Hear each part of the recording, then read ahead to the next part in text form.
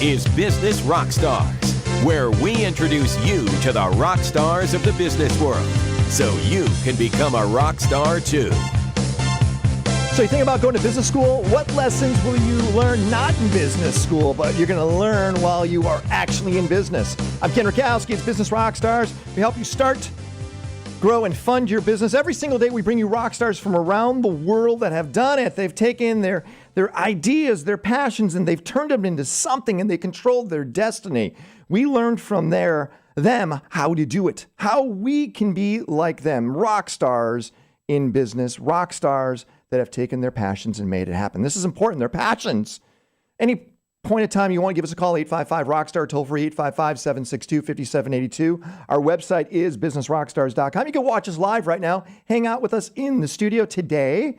We have, 1-800-DENTIST. Wherever you're at in the United States, 800-DENTIST has become, I guess, one of those synonymous commercials you hear constantly. If you want to find a dentist, you call 800-DENTIST.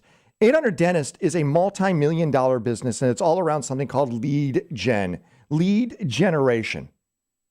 It's a really interesting business that has gone from a phone number to an online business. The guy that created, his name is Fred Joyal. He's going to join us in the studio, and we'll look at what's going on with lead gen and how powerful it is and how it has turned into a digital business, not just about the internet, but also your mobile device. How can we learn from Fred to create lead gen in our own business? Also, the whole fashion and apparel industry has exploded, not just in New York, but Chicago, Los Angeles, Miami, Seattle. Fashion has really gotten big. How do you get deep into the fashion industry? We have a 3-time winner in the fashion industry, and they're going on their new business. We'll learn from them what it takes to make it happen. Also, Seattle's this new hotbed, not just for digital, really internet businesses, but all kinds of new businesses. We have one of those rock stars joining us from Seattle to find out where the new forefront of technology is happening up in Seattle. And also, when you get the money, when you have the big payout, what do you do with your money? Should you go off and buy a boat right away? Let's just say you just exited from your business. Do you go buy a house? What should you do to make sure your money lasts? We have a very interesting advisor when it comes to your finances when you get the big cash payout. Well, so did you get to see Silicon Valley, the movie or the TV show that just debuted on HBO? Brand new show that really shows the idea of what happens when you make the money, when you get those big cash buyouts, when your company's bought by Google or Apple acquires you. You don't just get a few $1 million, but you get hundreds of millions of dollars. Did you see it? Now, if you notice inside it, they didn't really talk about the educational background of anybody. That wasn't one of the big things they pushed. Oh, they have an MBA, they have a doctorate, they have a PhD. They don't talk about that. Even though we know that if somebody went to, let's say, Harvard Business School, class of 2012, only 5% of them are unemployed. Only 5% of 2012's class is unemployed in the B school. Rest has got a great job. And I'm not here to downplay the idea of a college education or a business school education, because I think they're very, very important. Actually, you would have a leg up on everybody else if you have the proper education. I don't want you to go and say, oh, look at Steve Jobs or Bill Gates or Richard Branson or Mark Zuckerberg, because they didn't go to college. They didn't graduate. They don't have a degree. Those are anomalies. Those aren't things that happen often. It really doesn't. Getting a degree is important. And I understand you're going to go to school and you're going to come out of school with debt. It's not a good thing. It's a pain in the butt, but it really does give you a leg up. But there are some of those out there that say, hey, I have a great high school degree and I have good street cred. I get what it takes to launch a business. We're seeing this all the time. So what I decided to do is look at the things you generally would not learn in business school. Now, if you got accepted to Harvard Business School, if you got accepted to, let's say, Marquette University or Loyola or whatever, go. Just do it, okay? Find a way to get the money. But if you haven't and you want to sit back and try to take on the challenges of business, let me give you some advice that's going to help you, because this is the stuff you're not going to learn in business school. And actually, the kids and people coming out of business school, you're going to learn this the hard way. This is advice you're not going to learn in B school.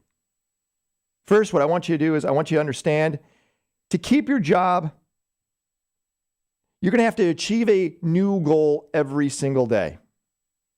To keep your job, you have to achieve a brand new goal every day.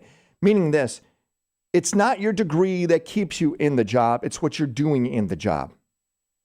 Understand that. You have to make sure you look like you're a success. You act like a success. You have to be aggressive, committed to achieve those goals. No one's going to deliver those goals other than you. Next, what I want you to do is get voted into the team every day. In football and in the real world, when you try to solve today's problems, you're not given credit for what you've done in the past. You're only given credit for what you're doing right now and how to move forward. You got to make sure you're always achieving and making things happen day to day, constantly. Your team will want you on board as you are always moving the ball forward. Always. See, in business school, we learn theoretics. Theoretically, how would this work? Let me tell you, in the real world, it is hard because you have to work even harder than what you were taught. And you'll feel it when it happens. I want you to understand that that degree that you have is nice and it's important. But when you're in that working world, again, it's all based upon accomplishments. I have met so many successful business people that were initially part of a team. And I learned later on, some of them only had a GED. But they worked so much harder. They're at the right place at the right time. They made sure wherever opportunity was, they were there where that opportunity was. Meaning they met the right people. They worked extra harder. That degree is great when it comes to knowledge, but execution is very different. So make sure you're always operating in the mind frame that you are going to have to work really hard. Hey, be ready to demonstrate how to handle adversity. This is something they certainly don't teach in business school, adversity. You're going to have to fight intellectually. You're going to have to win wars all around goals and accomplishments. I don't teach this in B school. This is all real world action play. You're going to have to be open to seeing excellence wherever it is. Meaning if somebody on your team has done something great and they've achieved something, they've knocked down some walls, they have found new opportunity, you celebrate that regardless of what their educational background is. Because I've realized from a fraternity base to an educational diploma base to even, let's say, where you're from, people use that almost as a entitlement program. Yep, I graduated from B school. Oh no, I'm from San Francisco. Yeah, I worked for this big company. I'm entitled. No, not whatsoever. Whoever does something great inside your business, whoever does something amazing on your team, celebrate it. Always celebrate it. So be open to seeing excellence wherever it's at. Next, this is the most important lesson I have ever learned in my entire life. And that is you have to leverage your network. Which means is that network has to be constantly built, has to be constantly fulfilled and replenished. I try to meet 10 to 15 new people a day. Sometimes it goes down to 8. But every day I'm out, and it's like a politician route. You have to shake hands, you have to meet people, you have to make sure that database is constantly growing. Because of those people you meet, only about 10% of them will turn out to be something amazing. 10%. Either you'll lose interest in them, they'll lose interest in you. It'll be hard to follow through. They may not be in the area you're at, but you have to make sure you're leveraging your network by building your network and then applying the assets and resources inside that network to allow you to grow. So important. Next, I want you to do is understand that it's not about you, but it's about the team you're part of.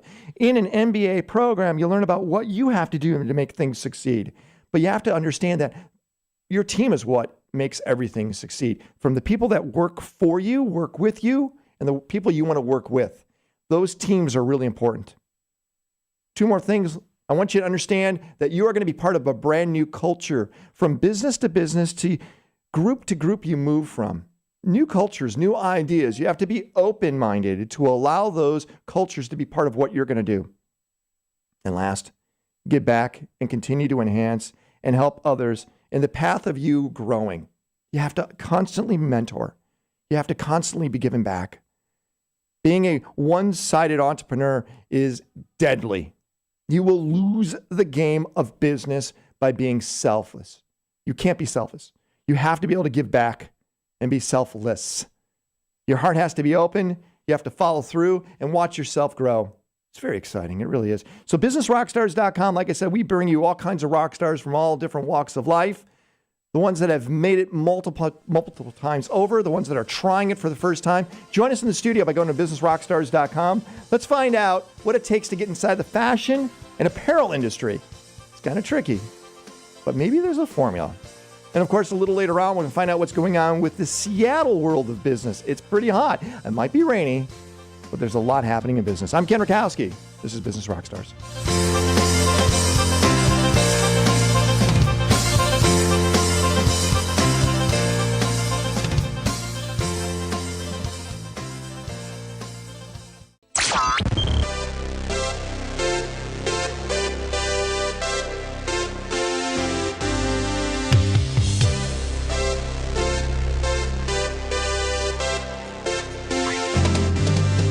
This is Business Rockstars. Starting a business, finding the money, what you need to know to become a rockstar entrepreneur.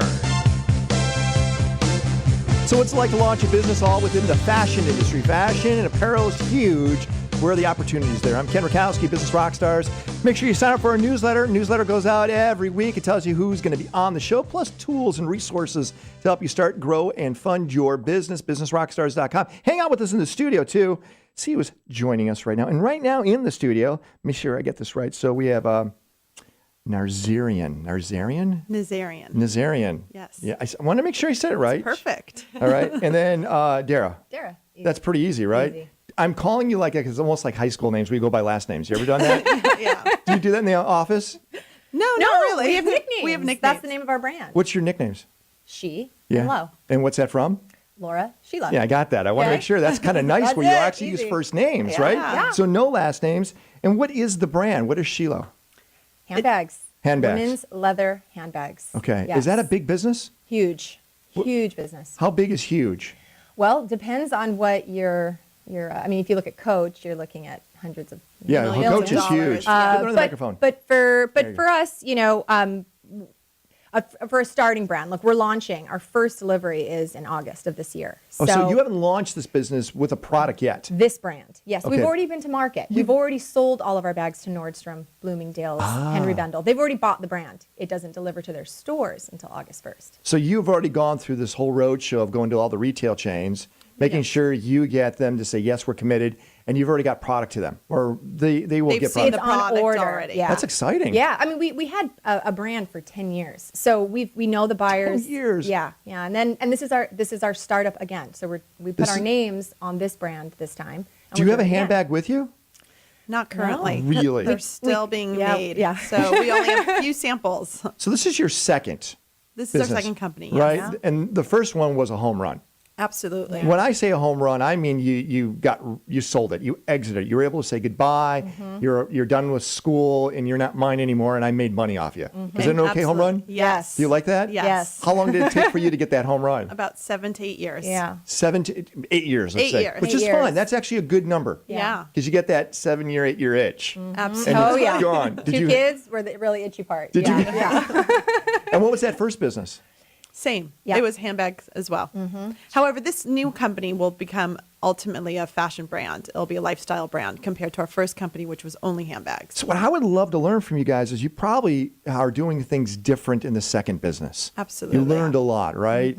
First, it's interesting is you two are equal in the business, right? Titles and everything, Yes. right? Was it different in the first business? Were you equal there too? Yes. Same equal. thing? Yes, 50-50. 50-50. Yeah. Do you guys carry 50-50 of the responsibility, work, like for example, who works harder? We both work equally Come on, as hard. really? Yeah. Just Really? very different divisions. Who works harder? Come on, let's see, try. We're best friends. We don't give our secrets away. Yeah, No. no way. No. No, I would say we just have such different responsibilities. We are very different people. Our work ethic is pretty much, I would say, On par, solid yeah. 50-50, Yeah. which has been, I think, the saving grace to keeping our partnership Which is together. really important, right? Oh, yeah. I mean, we wouldn't have made it if one of us wasn't eager to work as hard as the other. So what happens when one of you stop? Let's just say, for example, you get preoccupied, or life kind of takes some of the responsibilities, and you can't work as hard. Does the other partner say, "Hey, I'm going to pick up the weight that you're not lifting right now? Or do you go, hey, you're not lifting your weight. Let's get your butt back in the think game. It's always come back always, around. yeah. I think we both pick up the weight. Has that ever equally. happened, by the way? Sure, we have moms. Your moms. Yeah, we had maternity leave. We had, that's We both first- have 2 kids and responsibilities, and we're So what happens then when you know it's going to get busy for one of you? Do you say, all right, for the next 2 or 3 months, do you kind of plan that out, or is it just kind of hit you by No, surprise? and we never, either one of us disappear for 2 or 3 months. Yeah, we're, It may be one labor room, afternoon you're still or on your yeah. phone. Really? Oh, yeah. But this is important because people are listening right now. Oh, yeah. In entrepreneurship, there really isn't a vacation. No, absolutely. Even on vacation, you're working. There is Yeah. really no vacation. And that's the best part about opening your own company. I think you're so in love with what you're doing. It's your baby that you really go out there and you don't want there to be any downtime. Sheila and Laura, where can people find the brand? You can find the brand at Bloomingdale's. It'll be in Henry Bendel's. It'll be in Nordstrom's. Is there a website we could go to right now? sheandlow.com. Can Yeah, you you pre-order a product? June, you can June. go follow our You guys Facebook are a page. tease right now. You come in and we can get anything. I know. Well, I mean, you can always look at our past product, but if you go to our website right now, you get to see our campaign video, which we did. We did a local shoot right here in Venice and Santa Monica. Okay. Really cool shoot. It's live on our website right now, so you can get a little preview of the bags, and then like us on our Facebook page or Instagram. They're both She and Low, and you can get a little pre-order. So people that are listening around the country right now, they can get excited to see the product sometime in June. Absolutely. Yes. Right. They And can that's- actually have it in their hands in June. They In can June. pre-order. Yeah. Yeah. They can And pre-order. Florida, you got a big connection down there, right? Yeah, we have the Coco Palenque stores, which will be carrying the product. We're really excited to be part of their boutiques. That's exciting. Okay, Yeah. so we got to get down to the nitty gritty. You sell your company, your first one. You made more money than you expected, right? Absolutely. Did you take a break? No. No. No? We Right- continue, as we sold, we continued to work for that company. Yeah, we were sold him the creative majority directors. share. Oh, yeah, okay. You guys are moms. You got kids. Don't they go, Mom, come on, can we just go No, to they love it. Disneyland for World or somewhere? Can we go to Tahiti? Yeah. You wouldn't do any of that? You wouldn't take a break?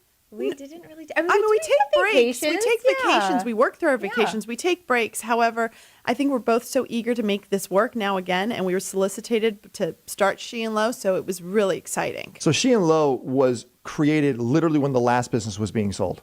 Absolutely. Yes. Well, yeah. I guess. I mean, we always kind of knew that we wanted to do it, but yeah, we continued working for the brand and the owner that we sold to. Okay. And we created another brand with him, and we kept working, and we got really lucky. We got another offer to do what we love again, and now we have a really strong partner. So and it's namesaked after us, so we get to It's your really name, put exactly. in our true aesthetic, and it's just kind of great, all of it. And Yeah. what I want you to think about is what you're doing different than the first business, okay? And I would love for you to share with us. Earlier, I talked about the things we never learned in business school. When you go to business school, they teach you stuff, but when you go to the real world, it's totally different. I mean, it's hands-on, right? Yeah. So you probably had your first business and you did things, you may have slipped up every once in a while. There was a few mistakes, and then you go, we're never going to do that in our new business. I want you guys to turn into professors. You're going to teach us your own business class. Okay, I want you to teach us what we all should do to make sure our businesses are successful from the failures that you learned in your first one, even though you sold the first one. Okay. Okay. And the other thing is, I'm just wondering, your kids, you both now between the two of you have 4 kids. Do they look up to you going, I want to do exactly what you're doing? Do you inspire them? Yes. I know I Well, do. Sheila's going, know. yes, I do. I know I do. I have a little 5-year-old daughter who constantly talks about wanting to be a fashion designer. Really? And she looks at shoes and she looks at handbags. She'll come in and be like, Mommy, what are you creating today? That's awesome. And that's really exciting. Every day when you ask her, what do you want to be? How She about you, always Laura? says, I want to work. I have 2 boys, so they could care less Really? about handbags. Could care less. That's a but what big he business. does understand is what work does and what you get from work. And he knows you're going to work today. Okay, you're making money today. And he already has that, and he knows what He's a knows. taskmaster, Yeah, isn't he? I mean, Yeah. he wants something, and I say, okay, that means I have to go to work all day tomorrow. All right. So he has to, balance that out in his head. I love it. So you know what your responsibilities are right now, right? We're going to come back. You're going to be professors. You got Yes. it? All right. She and Got Lo, it. want to go to their website? You can't buy anything yet, but you can be teased on getting something soon. We're going to find out the mistakes you don't want to make when it comes time to launch your business. I'm Ken Rakowski. You listen to Business Rockstars.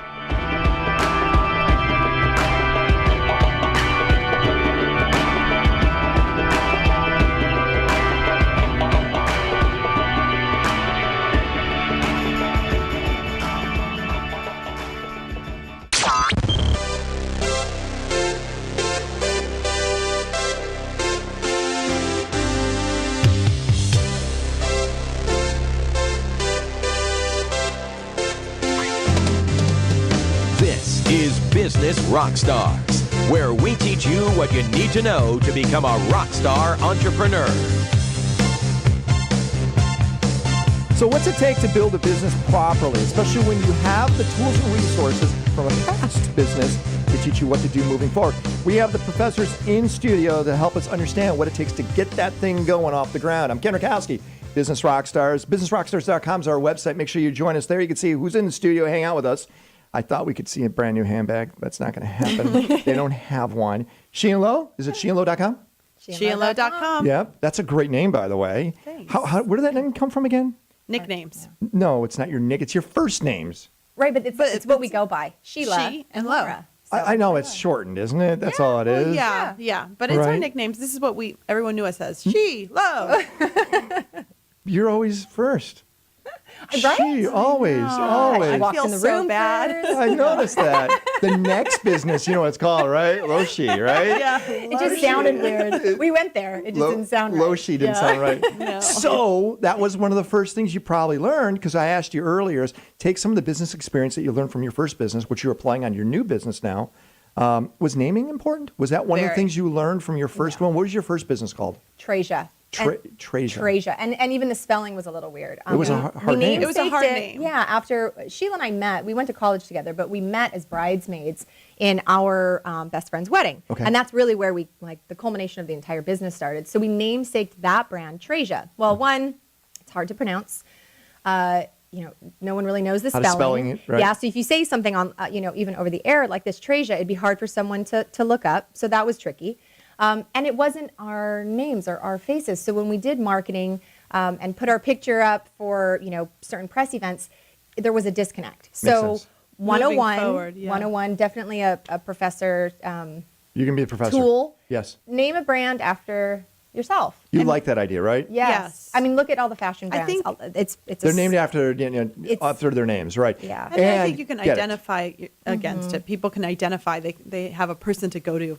It makes sense. And before you even named it, did you go online to see if it existed? You get the .com. All those things are really important, Absolutely, right? yeah. Yes. And were you able Trademark to, search. Were you all able of to get it. everything you needed? Yes. Yep. Was this your first choice of a name? Yeah. Really? You got real lucky. We Yeah. did. We got very lucky. Because sometimes it's very difficult when you have a much more common name. It's already taken. So the first thing is make sure, grab a name that it identifies better with not just the product, but the individuals that have found and launched the company. Yes. Do you agree with that? Yes. Okay, professors, good job. Let's go after professor tip number 2. How about cost? Your first product compared to now, is there a difference between, because you did handbags in your first company, to now, is there a difference in costs from manufacturing to actually now selling it? Yeah, I think when we went after it, we wanted to find more of a niche market. I think back in, 5, 6 years ago when the economy was really good, prices didn't make a difference. However, towards the end of our business, we really realized that the price point of $99 retail to about $248 being the sweet spot is the most convenient price point right now for people. And People are programmed on that price. absolutely, especially in handbags. I think people are willing to spend that kind of money and buy multiple handbags. So when we launched Sheehan Lowe, that's the price point that we went after. The 99 to 250. I'm sorry, I'm going It's to say about 250. $248 for So leather, 100, okay. for 100% leather bags. Wow. Where our old company, our price points were more in $595. So I think moving Higher end. much more higher end. And so you've already seen from pre-orders from the retailers, it's a very acceptable price environment. Oh, yeah. That's one of the first reactions and feedback we get is just great price point, especially for the aesthetic. I mean, Okay. Sheila and I put Yeah. a lot into our bags. They're 100% leather. We designed them very well, really great hardware, custom hardware, but the price point is there. Yeah, but what you realized then, was that through market research or was that from just understanding your first business and where the sweet spot was? I think it's from both. I think you understand your business, you understand the cycle of business as well as it changes. Okay. And the business has changed and people have changed because of what's going on in the economy today.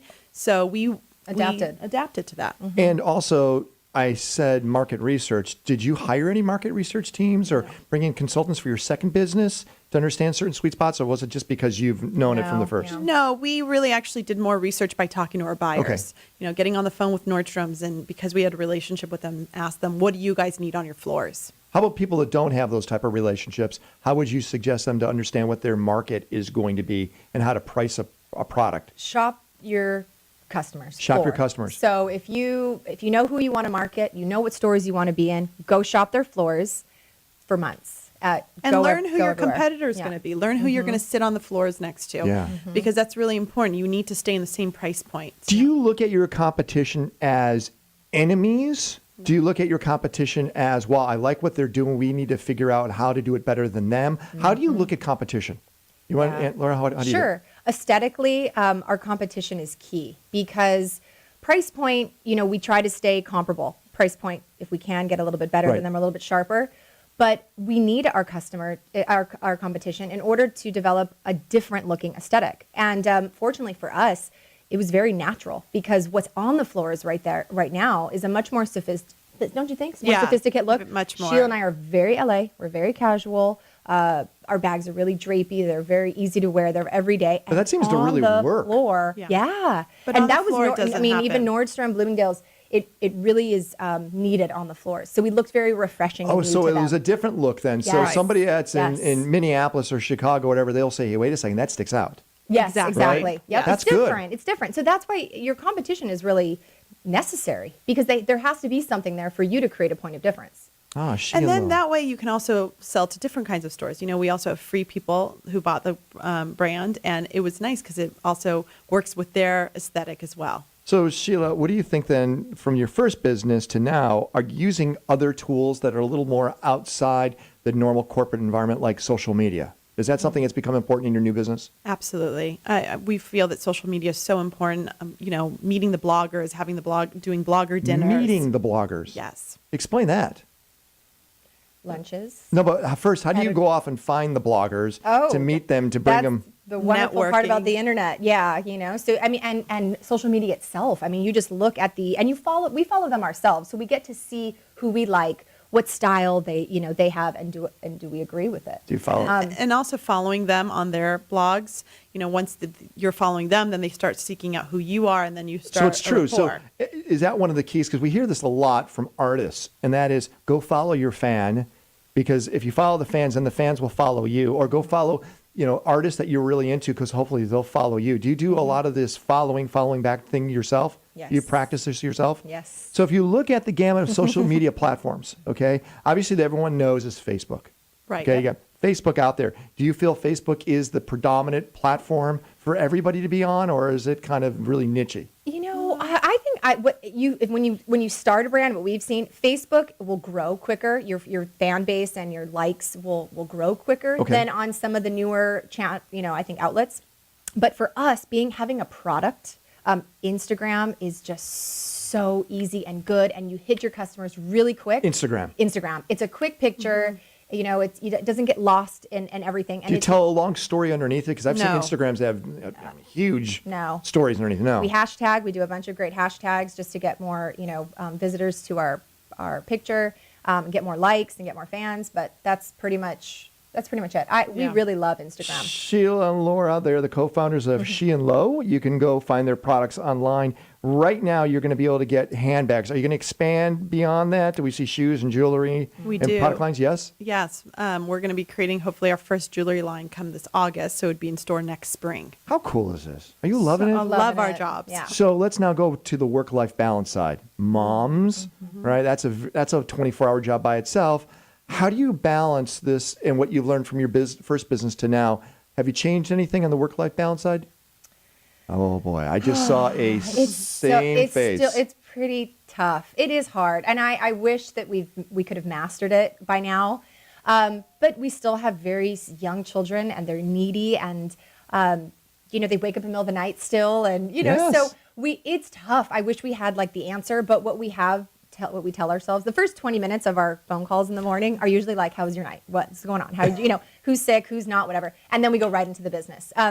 So I think what we learn to do is appreciate the moments that we have. So if there is something that's really important to your, like, I know when there's like a ballet recital, she has to be there. And, and for me, it's a soccer practice. And what's really important to them, we have to be there. The mornings, I mean, you can't take them for granted. I love that you guys understand that too, because you're both in the same situation, Right. right? You're there. And what I learned, Laura, you drive almost an hour, sometimes even more, to the office. You have a longer commute. You just walk in there. You probably roll out of bed. You're in there, right? Here you go. which means you have to be much more understanding on that commute side, back and Yeah, forth. absolutely. It takes a lot of time. And at times, you either have to leave early to avoid traffic or later to avoid traffic, which has got to be a headache, right? Yep. So, and I'm not trying to say who's got more work-life balance, but you got to work a little harder because of that commute, Yeah, right? absolutely. I Do you- just wake up early. You wake up early. I wake up early. Oh, I'm sorry. No, it's okay, because that's what I was saying. The mornings are great. I mean, that's when you really get to spend a good chunk of your time, with your kids. Okay. So those are appreciating those moments. How we big's your have those team? moments. How big is the company that you have right now? How many people are working for you?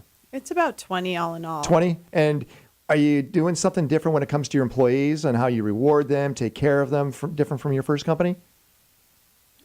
No, not really. I mean, Same thing? Yeah, same thing. Yeah, I would say Yeah. same thing. We're just we're very close. So I think it's really more of a friendship. We all eat lunch together. It's It's a family. close. It's a family. It's like a family. That's really important. And half of our team's out of New York, too. So So it's all over the place. yeah.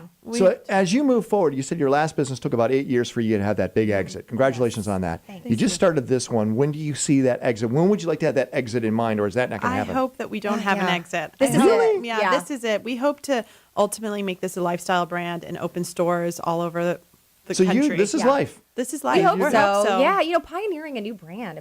We've done it 3 times, and it's hard work. It's and really, it's our namesake. Yeah, so we got want to make this to work. I understand Yeah. that, but now what we're ready. What happens if a big brand says, "Oh, Joyal, we love you. We want to buy you. Here's a big check." You go, We'll have really? to cross that bridge. We'll see. yeah, Tahiti looks a little closer now, right? You could actually go to Bali for a month. I know. Yes, That's you how wanna we do- started in Bali. Bali. Yeah, a little Ubud place over there, right? Oh, love Yeah. food. Oh. Yes. So you guys are kicking butt. It's awesome to see that. People want to find out more at sheandlow.com.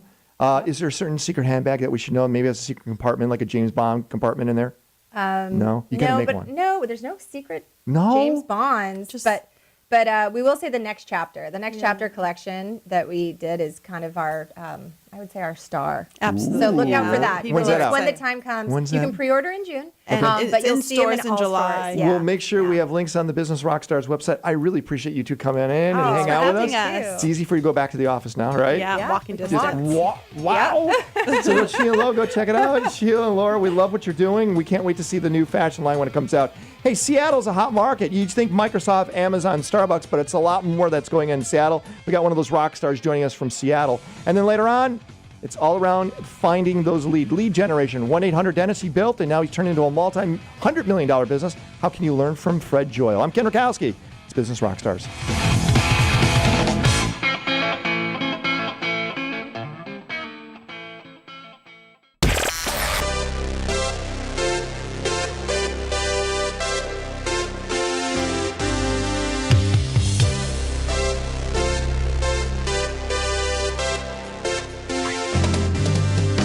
This is Business Rockstars, where we introduce you to the rock stars of the business world, so you can become a rock star too.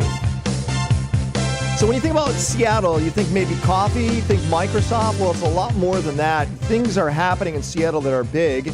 Why is Seattle one of those epicenters of opportunity? I'm Ken Rakowski. It's Business Rockstars. Make sure you sign up for our newsletter. Just go to businessrockstars.com. And of course, you want to see what's happening in the studio right now, just go to Business Rockstars, click Watch Live. Or you could go to a whole bunch of other sites, but be part of the studio. Joining me is somebody I've known for, I think, almost going on to our third decade. He initially started with a company which I believed during the point of time was one of the most pirated software platforms on the planet, called LapLink. Isn't that true? Right, That David was Geller. LapLink, yeah. David Geller's joining us. This is the mid-'90s. Traveling software. Yeah. I mean, it was the Mark way Epley. to connect PCs. It was. It was a cable, but There it was was no a- Wi-Fi. There was nothing wireless. no It was Wi-Fi. a yellow or blue cable. Yeah, you had to get the cable through your serial parallel port. Wow, we're old just by saying That's that. right, yeah. And then you went through this iteration of different businesses. You had a company called Starwave, which did ABC. Well, that wasn't News. mine. That was No, Paul you're Allen's part of it, company. but I was you're just part of it. one of 300 people there. Just one of. but you, we made internet history. You did? Yeah. Because- ESPN.com, ABCnews.com. Huge sites. Huge. Yeah. And then you went off on your own. Well, then I went to a company called Alltrek. Oh, I which gotta was remember all this. An That's right. outdoor retailer. It was one of the very first online e-tail sites. Okay. How long were you there? Actually, there just for a year. Yeah, but I 'cause you was- had the bug. Yeah, I was. Then I had to go and build my own thing. You create What Counts and big things from Hillary Clinton to REI to Virgin. They all use that platform for email delivery. And then you create iJot. Now you have a brand new tool, which we're going to see today. Hang on. Don't tell us about it. Okay, I won't. But you're doing all this in Seattle. When I think Seattle, I think Starbucks, I think Microsoft, Jeff Bezos doing Amazon. drone Right, delivery, right. which not happening yet. Yeah. And what else is up there? Jeff Bezos also has his rocket company, I think Blue Origin. Yes. What Very- else? very cool. What else is a big company in Seattle? Well, Redfin, Zillow. Okay. I mean, There's a lot, right? A lot. And it's interesting because now we're at that point in time where a lot of Microsoft employees have left Microsoft and they've created a lot of companies too, right? They have. For a while, they called those the baby bills. Really? And yeah, they did. And some were successful and many were not. Right. Because, all of a sudden someone was working within a 100,000 person organization and now they're on their own. And it's It's a different- transitional situation, Yes, right? yeah. So do you think, since you get to travel all over the planet, do you think Seattle is a really fertile ground for entrepreneurship?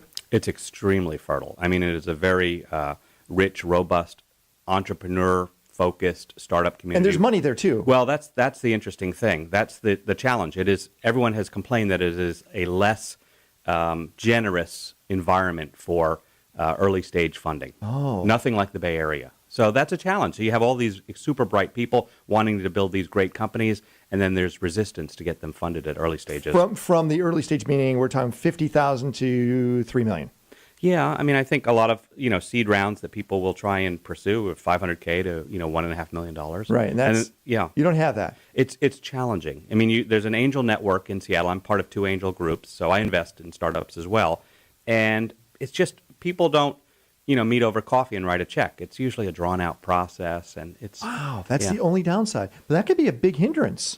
It can be a big hindrance, but it's still people are still building companies. And also, there is a big movement to self-fund your company. If you can scrape by and get it going. That's what I did with What Counts. That's what I did with iJot. It's the best thing to do. It's a great thing. And I think also, and we haven't touched upon the whole crowdfunding, crowdsourcing. This is a new opportunity too that's sparking a lot of businesses because then you prove that there's a customer and you don't have to give up any equity. Correct. Or there are syndicates where you're still giving up equity, but Right. you have a lot more people participating. Yeah, but the Kickstarters and Indiegogos, you get it all. Yeah. Come on, it's cool. You got to make a good Oh, video. it's very cool. If you're doing a watch deal. Oh, he's got the Pebble. He's showing off his Pebble. But a software company, that's a little harder. So how do I introduce you? You're David Geller from, what's your new company? Spryly, Spryly. Okay, I'm assuming you got the .com. Yeah. Yeah, was that Well, one of the- everyone says, well, how'd you come up with the name? I was like, well, the domain was available. A lot of companies are named that way. Absolutely. Well, I found the word spry. And actually, if you remember in the 1990s, there was a company called Spry Internet. Yeah, it was online. Internet in a box. That's right. It was Yeah. a big one. Actually, I know the guy who helped put that together. So you have Spryly. Spryly. What is Spryly? Spryly, having been in the email business for so long. And we're not talking about small email. We're talking about millions and right. millions a day. My company, which there's 3 tiers of email. We were in the middle tier, but we had great clients like Costco and Microsoft and Virgin America. Mm-hmm. The challenge for all of those companies is email, one, there's a trust factor. There's so much bad email being sent. Spam. People are less excited by it. Mm-hmm. And all of those companies still have deliverability problems because they're in competition for all the bad stuff. So having spent a decade sending email for some very big companies and really knowing the art very well, I realized there was a better way to communicate, especially in the mobile platform. So Right. Spryly is a private network for communications for people to basically create their own channels, and within those channels create messages. Now, it's interesting because we know we have Chatter, I think, is one of those that sits over there at Salesforce.com. Right. You have Yammer, which got bought by Microsoft, Right. which is those are private, almost like private Twitters. Yeah. Let's call it. You've said, hey, good idea, but let's expand that a little more. Is that the Well, idea? we wanted to create a platform that was very mobile focused. All of those products really started web browser, then created mobile clients. We're really very focused on mobile because we discovered Mobile's it. Well, you've probably received emails, and then you go to look at them on your iPhone, and It's they're not formatted terrible. right. They're not formatted correctly. It's myopic type. So we wanted to create an environment where there's extremely rich, beautiful formatting for mobile. See, this is what comes out of Seattle. See? No, I'm being serious. It comes out of Seattle, this type of idea, because it's very niche, and I like niche. Now, here's the rub. Yeah. Can we get this today? You can get it in a couple weeks. And actually, I'm glad you mentioned that because what we're doing is we're going to launch, we're going to be in the App Store, but we're going to basically have a rope line on the app because we want to make sure we're set up to handle it properly. Okay. But we can allow, let's say, 1,000 of your fans early access. How? We will give you a code. So in about a week to 2 Okay, weeks. then we'll promote it in the newsletter. Yep, and they'll all be able to try it, and we'll put some of your programs on it. There'll be a Rockstars You can help us Business with that? Rockstar channel. Absolutely. So David Geller, which by the way, I'll send the newsletter out on What Counts, which was one of your past companies, where it goes out. Spryly's the product. You'll find out a couple of weeks about it, but Seattle's a fertile, hot ground. You might have to bring some of your own money with you. It's bring your own cash. Bring your own cash. That's what it is. But we'll serve up the coffee. David Geller, appreciate you spending time with us. We're going to talk about lead generation. How do you get the leads into your business? Guy that's built a platform that's, I guess, recognized everywhere called 800 Dentists is going to teach us lead gen. I'm Ken Rakowski. This is Business Rockstars.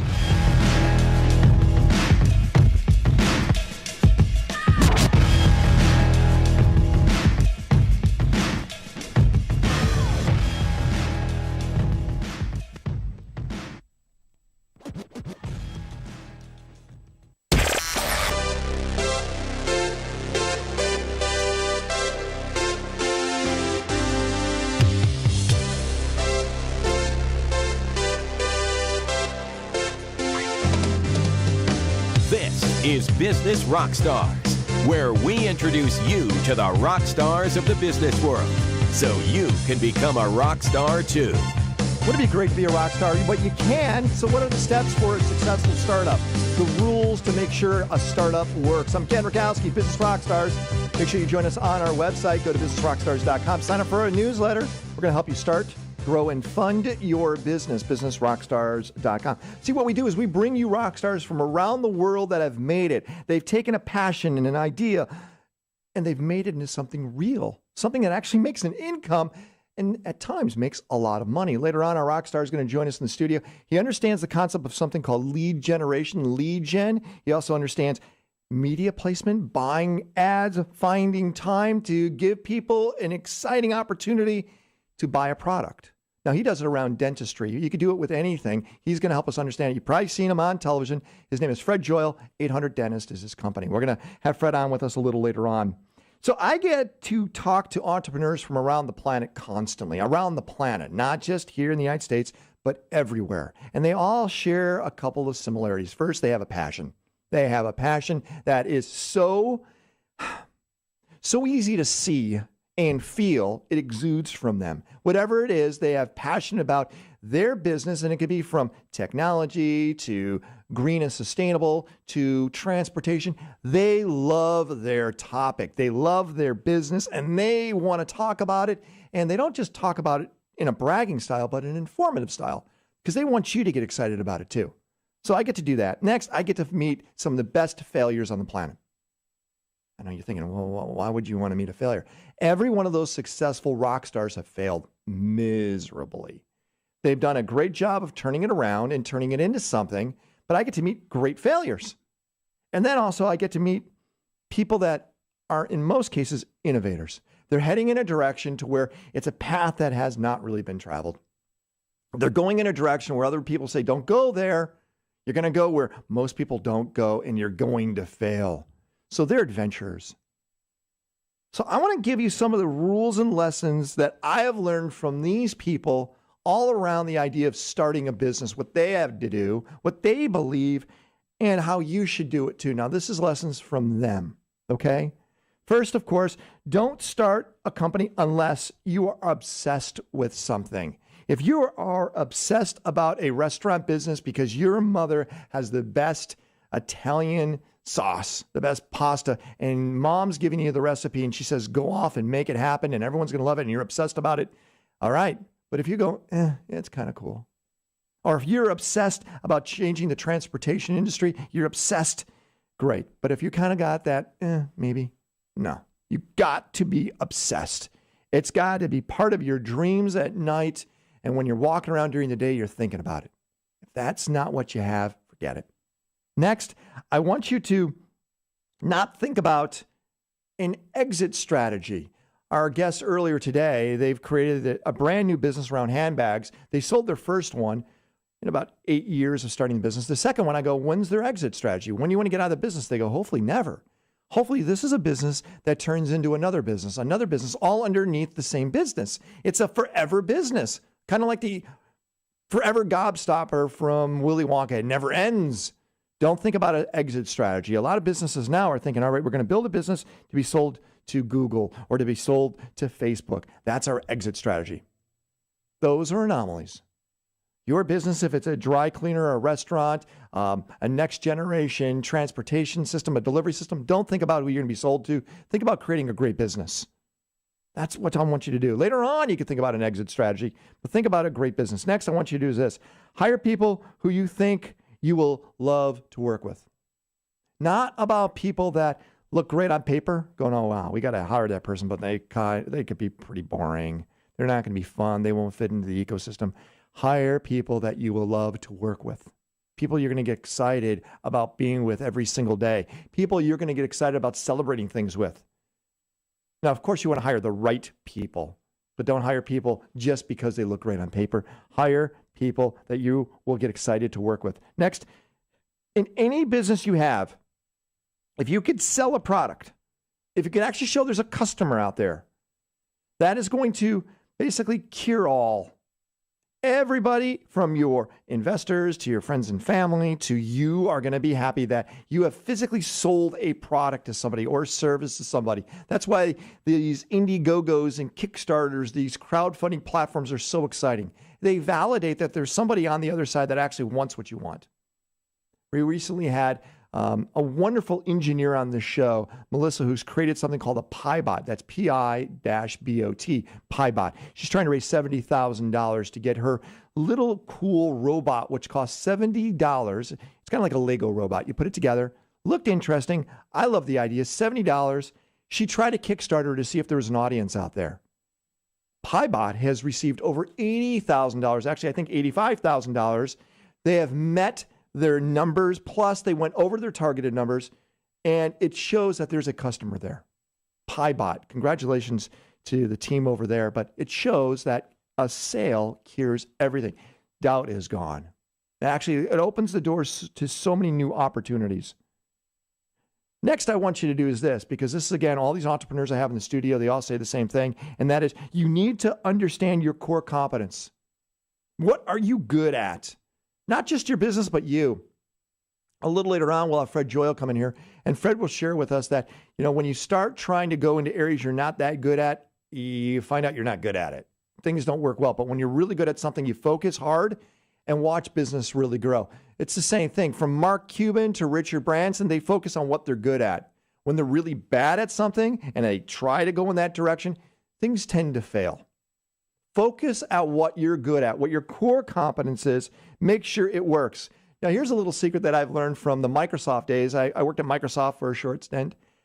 I work as a consultant for a lot of businesses. I noticed something in a lot of businesses, especially the young ones, that seem to work, and that is make caffeine available.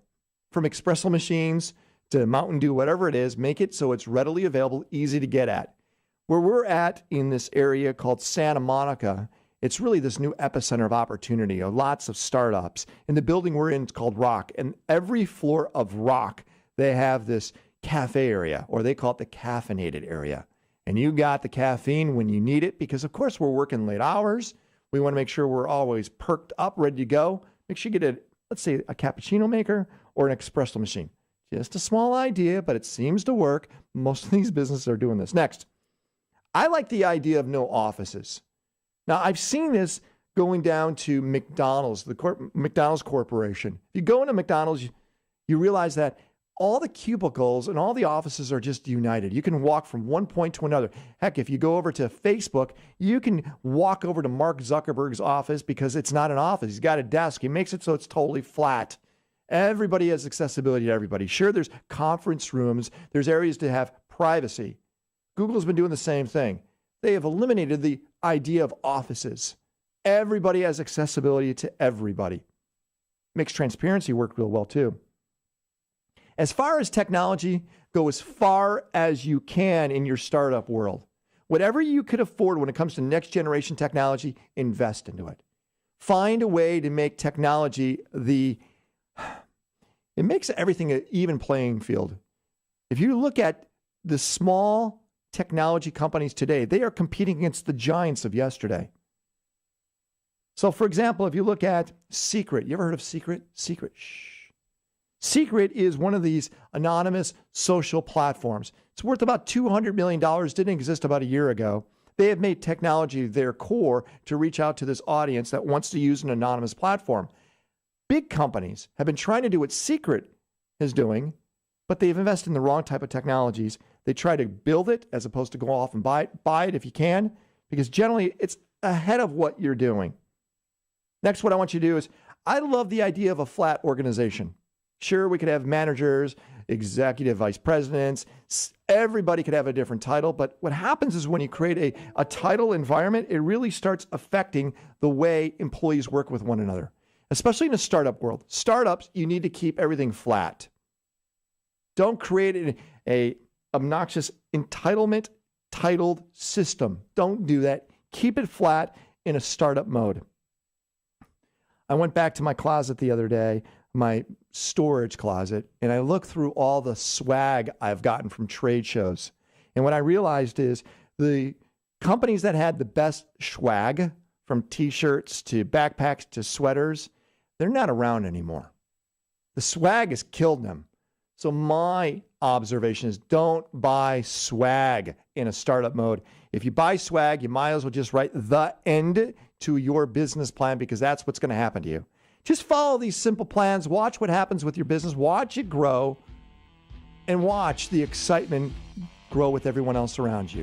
All right, we're going to talk about the idea of launching a business, not just here, but nationally, all around. Initially, the idea of lead generation. Now it's turned into one of the most recognized businesses when it comes to finding a dentist. CEO is going to join us. His name is Fred Joyal. I'm excited. You too? Me too. Okay. It's Business Rockstars. I'm Ken Rakowski.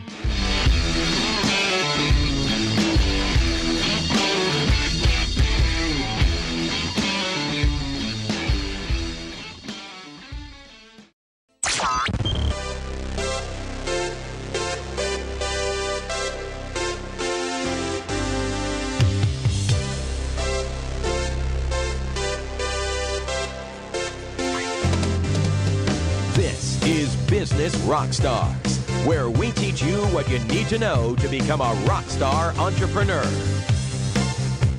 So how do you find your customer? How do you get them to come to you if possible? I'm Ken Rakowski, Business Rockstars, businessrockstars.com, where we help you start, grow, and fund your business. Go to our website, find out tools and tricks to make that happen. Also sign up for our newsletter. You've seen him on TV. He's been doing it for a long time. He is the 1-800-DENTIST guy. He's the founder of 1-800-DENTIST, which I think he founded like 26 years ago, 28. 28 years ago. Fred Joyal is joining me in the studio. Hey, Fred. Hey, Ken. You're coming back to TV too. Yes, I am. I'm back on the air. What happened? Why do you go off the air? When there's sort of a cycle that you put the founder, CEO on or whatever, and then you sort of let it cool down for a while. So that's kind of what we did and tried some different approaches, tried to change the perception of the brand. But in the end, you have to go back to the fundamentals a lot of times. What works? Yeah. I was just mentioning the Empire Carpet guy. He's been there forever, Yeah. and people recognize the Empire Carpet guy. Yeah. So people recognized you, and I realize at times we all go through that. What can we do to do a brand shift? And then you realize, no, what worked initially still continues to work. Yeah, and we did some really creative stuff. The agency's Secret Weapon is a fantastic, very creative agency. They're called Secret Weapon? Secret Weapon. They only handle 3 clients at a time. I know the founder of it from way back when we were both copywriters together. Wow. Back in Weapon. the day. It's a good name, by the way. Yeah, and just very clever people. And they did some really wonderful stuff for us. But what we found is that lead generation has shifted. It wasn't really their thing, lead generation specifically. They wanted to see if they could change people's perception of the brand, and we could fill it in with online stuff. So 800-DENTIST, 1-800-DENTIST, when people call that, whatever city they're in, if they're in Chicago, they dial 1-800-DENTIST, you then will hook them up with somebody that's in their area all around what they need. Like, for example, I hate pain, right? You're going to baby me and take care of me based upon what my prerequisite, what kind of information are you going to ask for me?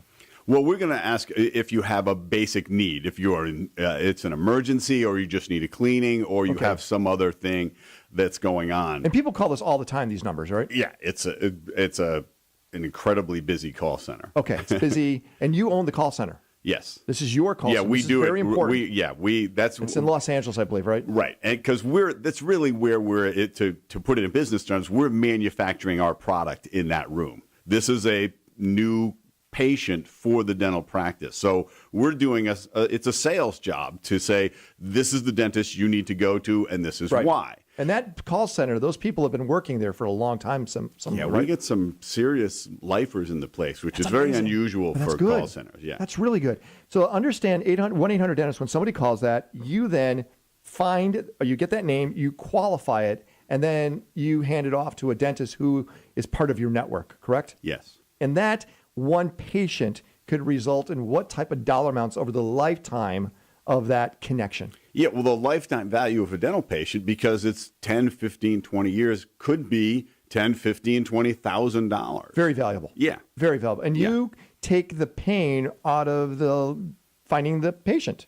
Well, the dentist is a small business person. Very local. And you know, how to understand how to market in this day and age is incredibly complex. And it's very easy to lose money chasing leads in the wrong direction.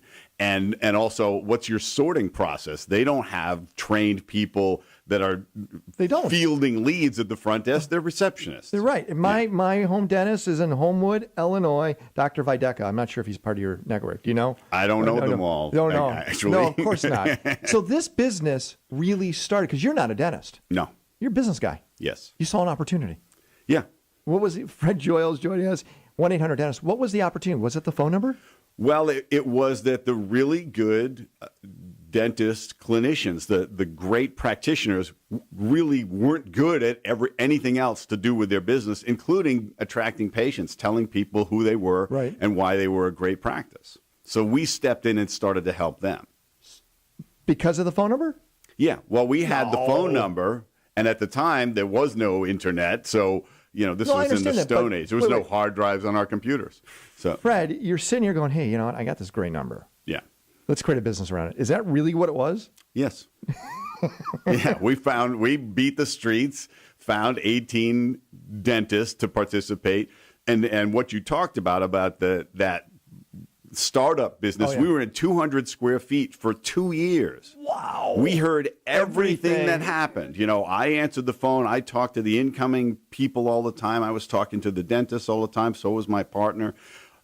The whole business evolved because it was in this little pressure cooker. Now, you got a great number. It's memorable. Yeah. That's the key. But it's interesting. Your business has changed. It's not just people dialing a phone number now. It's them going online, correct? Sure. It's changed a lot. It's a massive shift, but also when you're thinking about your business, you have to decide how does this client really find you?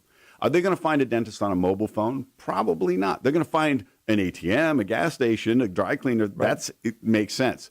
But it's such an intimate, personal choice to find a dentist that they're going to most of the time want to talk to somebody about that practice. So all roads really lead to the call center still for us, even though they start online, because we want to sort them out before they get to the dental practice. We're a very different product. But they come because also the personality, meaning what you are. You are I know you don't want to hear this, but you are. You're the founder, but you're the face. And that's really what's important is we try to make it, this is a personal referral. These are dentists that I would send my friends and family to. I mean, I get to travel around the country a lot. I go into these practices and I go, this is just a fantastic place. It's so comfortable. People don't realize you can actually love the dentist that you go to. Absolutely. Yeah. It's just funny because when you and I hang out, I do feel like every once in a while, it's kind of like hanging out with like a George Clooney and go, hey, aren't you? And you go, yeah, I'm him. And it's just so funny. You're a rock star in the Hollywood scene, kind of. People recognize you. I have purchased my celebrity.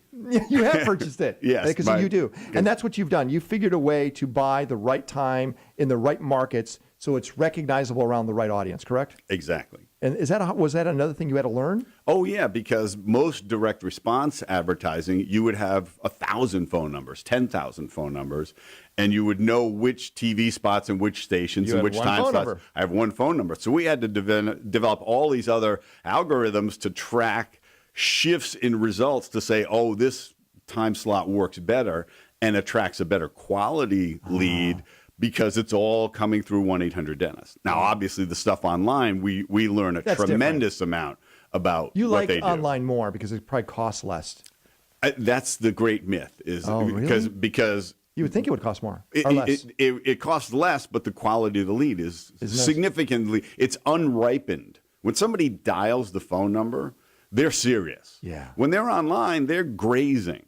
So can you help us understand when we come back regarding what a lead is and how to get it, Sure. either through radio, TV, newspaper, print, or internet? Yeah. Okay, understand that. And then what it takes to build that lead to where it becomes a real customer, either for the business themselves or one that's going to be sold. Fred Joyal is joining us from 1-800-Dentist. He's the founder of 1-800-Dentist 28 years ago. He continues to be the face, the personality, and the friend of yours to someone that's going to spend time in your mouth.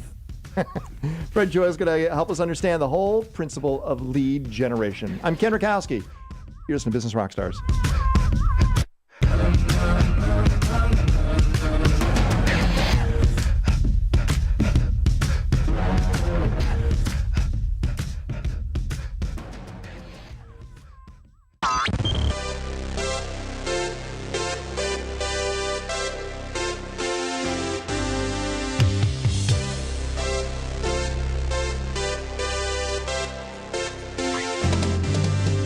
This is Business Rockstars. Starting a business, finding the money, what you need to know to become a rockstar entrepreneur.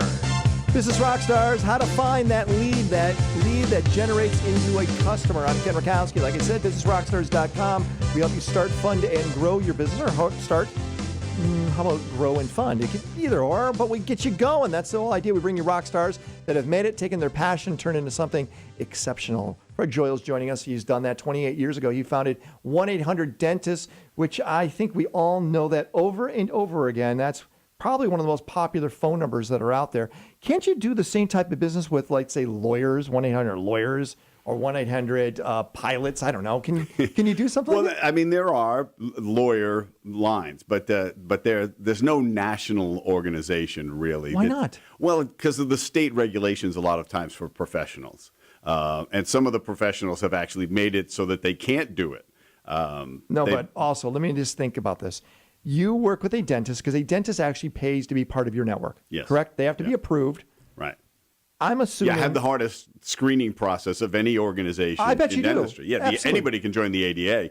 You can be dead and keep your membership in the ADA. I probably shouldn't say that, So if but you, that's nice. That's the reality. I knew what happened to my last attorney then. That's Yeah. where never returned my calls. 1-800-Lawyer, if we would make that number up, and they owed you money, and you would have to sue them to get the money. I would never want to sue a lawyer for anything. No, because Right? he wins He just will by win. the fact that he doesn't lawyer. have to hire a lawyer. Okay, Yeah. so 1-800-Dentist works real well. Yeah. It was built to be a lead generation business. Yes. It continues to be a lead generation That's business. exactly what it is. Yeah. But the brand 800-Dentist, 1-800-Dentist is now also online. Yeah. Do you use other tools besides online and TV and radio? Is there any other ways to create a lead? Well, we use multiple websites, and we also alter the messaging. So we may not offer, if somebody searches for a dentist in a zip code, we may offer a specific member of ours that's appropriate for them, or a couple of them that will come up in the paid search. How about ethnic markets? We haven't pushed hard into that, mostly because the deeper ethnic markets behave very differently. Right. Somebody else could do it, but it wouldn't be 1-800-Dentist. You would have to understand what would be. Why wouldn't you want to do that? Just like an one of the open things you talked about is there's core competence. learning your core competency. And I don't understand Hispanic culture enough, and it varies enough, say, from the Miami Hispanic culture is way different than the Los Angeles. Makes sense. And Chicago. Oh, and I New see what you're York. saying. It's Hispanic radically different. cultures. Okay. Yeah. So you have to develop completely different silos. You have to have different language. I understand, but what you're slang. telling me Yeah. is there's an opportunity for someone to create that in the dentist industry for an ethnic market. And if it gets big enough, you would probably buy them. Yeah. Okay. Am I right? That's true. Yeah. If somebody else cracks the code, we've taken several swipes at it and haven't cracked it, and so we backed off. Okay. I mean, there's the whole problem of being an entrepreneur is choking on too much opportunity. I can scrape more onto the plate. I can do this too. My competence spills into all worlds. Let's make sure people understand when we see lead generation, people use lead generation tools constantly, they may not know it. Like, for example, Kayak, Yeah. right? Kayak.com. Many of the travel sites that we use today are actually lead gen for all the other travel industries, from the airlines to the hotels, the car rental companies, right? Right. Is that what they are? They're almost all lead gen. Right. They're intermediaries, basically. And they don't own anything or do anything. They're actually out there on the internet finding you this thing that you want. And, somebody like Kayak does a really good job. Great job. Yeah. And they make nearly $1 billion+ doing it from all the fees that they get from supplying that lead to the airline industry. Because the businesses don't necessarily have the ability to focus on it or understand how people search on the internet. What other businesses do we use, or tools that we use that are lead gen based businesses? That's an interesting thing that I don't use that many, because Google itself is obviously But isn't that a lead gen? huge lead gen. It's Right. the biggest lead gen. There you go. Obviously. That's what I was waiting for you to say. Every category of it. That's where people start, and they've streamlined the search. Their goal is actually that, and they'll tell me, our goal is to disintermediate you, to take you out of and Being 1-800-DENTIST. right, and have the dentist use them directly. But it's not easy for a dentist but they to don't have know what they're doing. Yeah, and they don't have a gigantic, huge place where phone calls come into. They don't have any of these. No, things. they answer the phone 35 hours a week, about 10 of them properly. I understand. You're doing it the right way. Yeah. So as we look at like a Google, and go back to the idea of lead gen, you can pay for advertisement different ways. One is every time someone sees the ad. One is every time someone actually clicks the ad. Another one is when someone clicks the ad and actually makes a transaction, right? Yeah. So you have these different ways. Okay. The most expensive is the lead gen side. Don't you agree? It's a real lead. The more real and ripen the lead, the more you're going to pay for it. Okay. Because it's real. The farther down the line that person's interest is, as close as they are to the buyer. But it's not being a buyer. It's not as being the most expensive cost wise. You might pay more initially, but long term it pays over time because you've been handed a customer. It's as if you would have hired a biz dev person in your company to find that business. Yeah, the most expensive thing is to generate a massive amount of leads that are totally unqualified, and then you have to sort them. But does that happen all the time? Oh yeah, that's mostly what people do. So what's the most efficient way to find leads for a business? Is to buy clicks, I think, and promote the brand in combination. What you're going to see is great products. Lumosity being a terrific product. It has TV spots. People love to say TV's dead. It's all the internet. It's like, really, somebody needs to tell the networks then, because they charge a heck of a lot for a TV spot. They do. Yeah. But what happens is you have to create some brand awareness and familiarity and appreciation through some other medium to get them to respond online many times. TV works. Let's say you advertise right before, let's say, a popular show like Ellen. Yeah. Okay, which I believe you do. I love morning lifestyle shows. I loved Oprah. You loved Oprah, I know, Yeah. until Oprah went over somewhere where no one could find her, right? Yeah.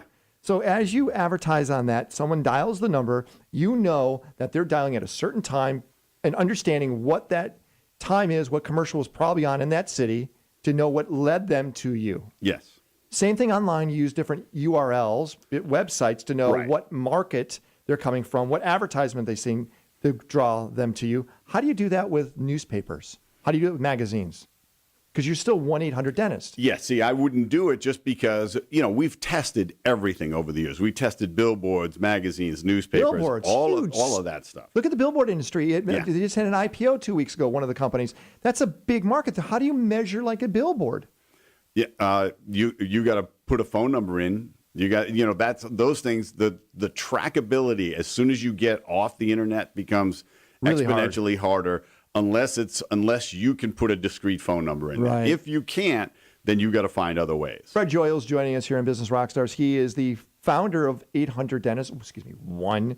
We don't even have to dial ones anymore. Not on mobile phones. Nobody's got home phones anymore. I don't know where I have one. I don't know where it is. But I don't either. Actually, my battery's been dead for a week. But think about what you just said, the mobile phone, because I think mobile has to be an opportunity. I know you said people don't look for a dentist, look for a gas station. They'll ATM. start looking for a dentist, but they won't finish the search necessarily. They go on the online phone, or they make the phone They'll call? go, a lot of people, 60% of web searches start on mobile phones, but they don't stay there. Oh, okay. They They take create they go, all right. And now they want a bigger device to do a I get more it. elaborate search. So people that are listening right now, and they're in all different industries, from financial services to restaurants, what do you think about the idea of buying mailing lists?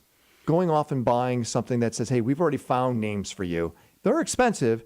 Is that a good business to go into or to buy list for lead gen? There's so much of that. Mail has turned into garbage, basically. Email has. Yeah. Email and hard mail. Okay. The postal service. That stuff has so little potency in most markets. Okay, you're going to find, I have dentists who do great in their own little niche market with direct mail. Some Really? neighborhoods still behave that way. In local markets. Yeah. But there's waves of this stuff, and it's just like banner ads. There was a time when banner ads worked incredibly well. the 90s. That's it. Right. They don't work at all. Because they're invisible. People are inundating. They're running programs to guess what your email address might be. And so you're just getting this stuff But I want all to the make sure, time. Fred, you're saying, and I'm not here to disagree with you, but you're saying mailing lists probably aren't the best way to go right now, either for email or for sending mail. You have to know that they're a percentage of value. They're nowhere near 100% of the actual people you want to get to. And expensive, right? Yeah, They are it's very expensive because you got to send millions How about out. partnerships? Like I've noticed a lot of people partnership, let's say with Forbes or Fortune or Entrepreneur Magazine, and they do a co-mailing where that name is already recognizable in their email box.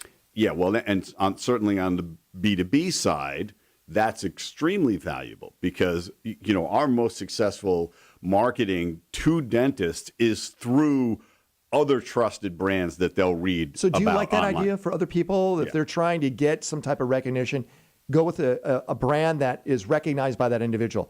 Does that cost a lot also to go with that, to do a mailing Well, with them? it's back to does it cost a lot or does what's the how much investment? debris? When the cost to sort through the debris is expensive, then it costs a lot to not do it, to not have a refined way of approaching. I'd rather spend $5,000 or $10,000 on an e-blast with a prominent dental magazine than just use my 80,000 dentist email list.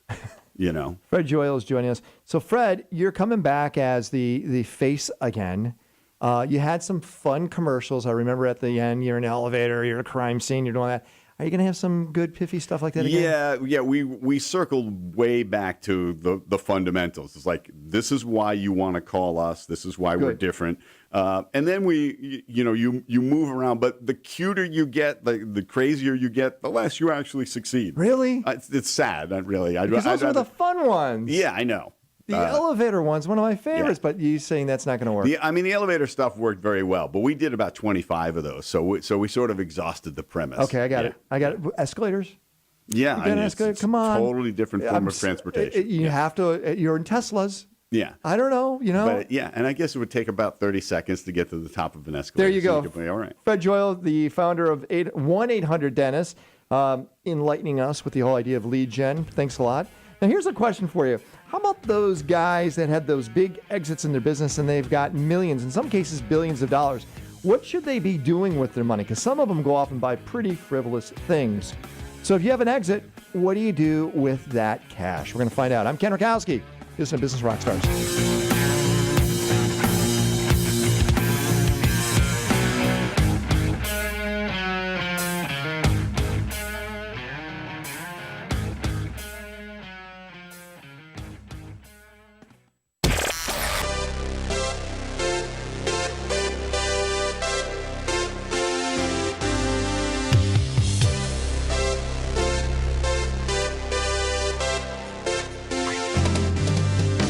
This is Business Rockstars, where we introduce you to the rock stars of the business world, so you can become a rock star too.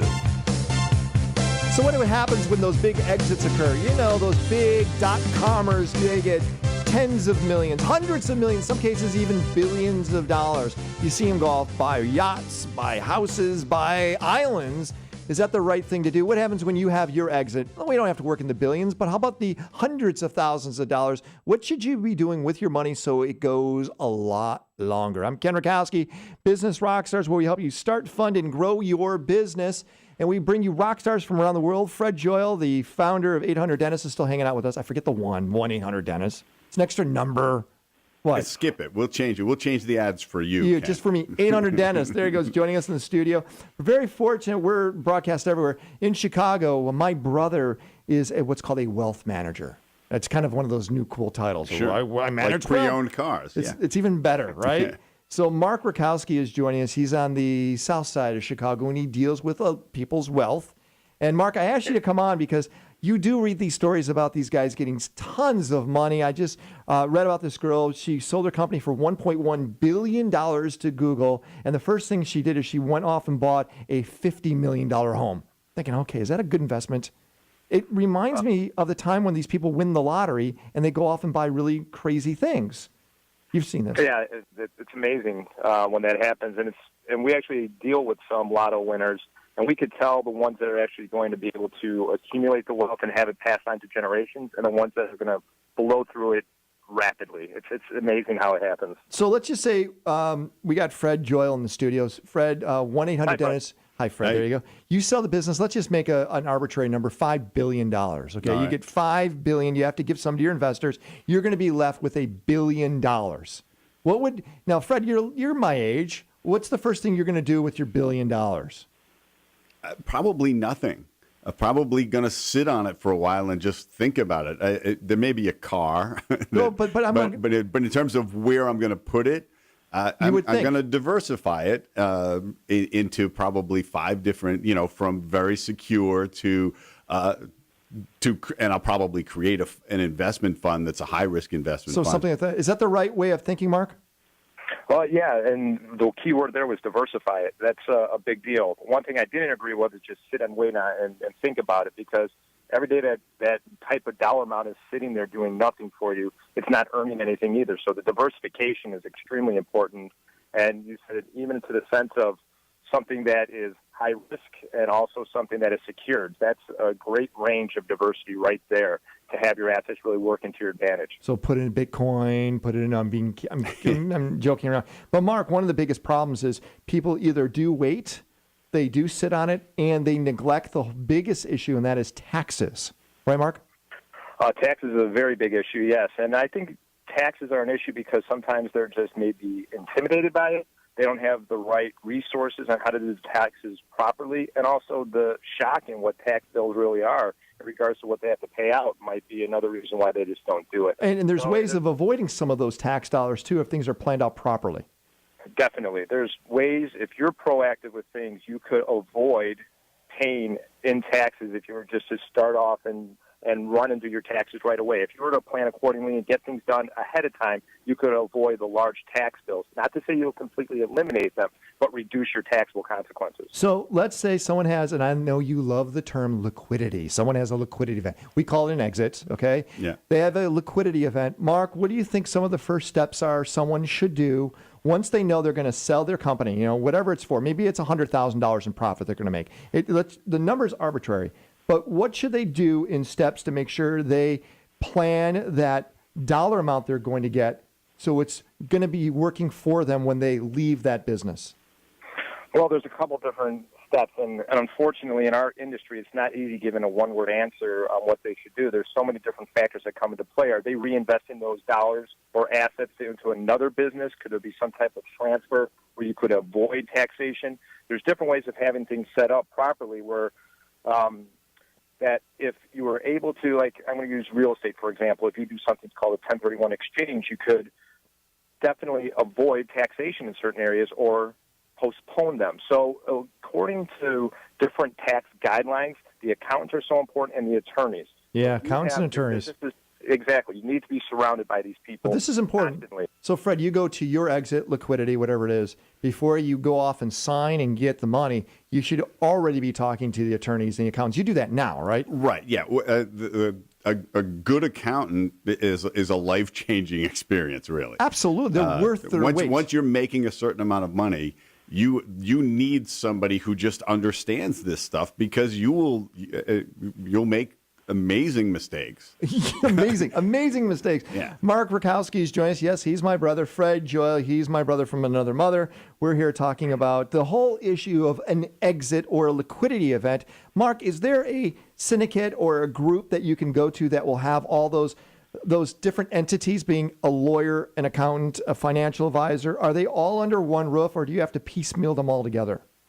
Typically, you piecemeal them together, and it's going to not happen overnight, unfortunately. You really need to first find someone you trust and you would be able to communicate openly with, and have them on the same level in regards to the words you're using and what your definitions of those words are. And once they truly understand you, they could start introducing you to people that will fit those needs also. It's not going to work out this way every time, but just getting yourself out there and talking and communicating and explaining what you're trying to accomplish is the first step I would definitely. I understand what you're saying, Mark, but should you use one of those, being accountant, lawyer, financial advisor, as the lead to go find the other two? Like, for example, should you go with the lawyer who's going to find the other two for you, or the accountant? You make a recommendation there? I might be a little biased in saying that I would first start with the financial advisor, because I kind of look at him, if I were using an analogy, as kind of the general contractor. Oh, okay, got it. The accountant is going to be more the historian in recording on what you have done in regards to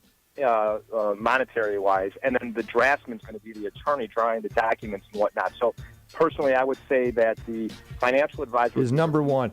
Mark Rakowski, thanks a lot for hanging out with us. Yes, it's my brother, and my other brother from a different mother is Fred Joyal from 1-800-DENTIST. Thanks a lot for hanging out with us, Thanks, too. Ken. Great to be here. Everything from starting, growing, and funding your business, businessrockstars.com. I'm Ken Rakowski. Thanks for listening.